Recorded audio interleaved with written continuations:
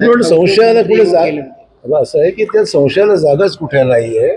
कारण काल आज वृत्तपत्र तर पुढे छापून आले, ज्या दिवशी सामंजस्य करार झाला तो मुख्यमंत्र्यांच्या उपस्थितीत आणि उद्योग मंत्र्यांच्या समक्ष झालेला करार आहे. त्याच्यामुळे सामंजस्याचा करार होत असताना समोर म्हणायचं काही कारणच नाहीये.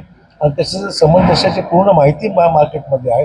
मुख्यमंत्र्यांनी सभागृहात सांगितलेलं आहे. म्हटलं की मी संभ्रमात आहे याबद्दल मला संभ्रम दूर होईल आता म्हटलं या सगळ्या चर्चेनंतर संभ्रम दूर होईल त्याचा. बच्चू 25 टनाचा तुटवडा तुम्ही चॅनल पाठवला. असं आहे की नांदेड जिल्ह्यामध्ये सध्या चलन तुटवडा जाणवतो आहे. रिझर्व्ह बँकेला विनंती केलेली आहे की बा किमान 200-250 कोटी तरी पाठवा. नॉर्मल गरज 400-450 कोटी तरी असते असं माझं माहिती आहे. त्यामुळे साधारण 200-250 कोटी तरी मिळाले. लग्न सराईचे दिवस आहेत.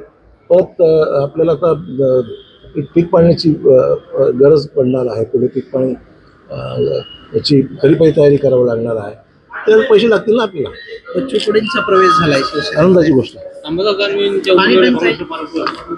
पाणी टंचाई उन्हाळा तीव्र आहे. मराठवाड्यात विदर्भात खूप ऊन आहे. पाणी जपून वापरावं लागेल.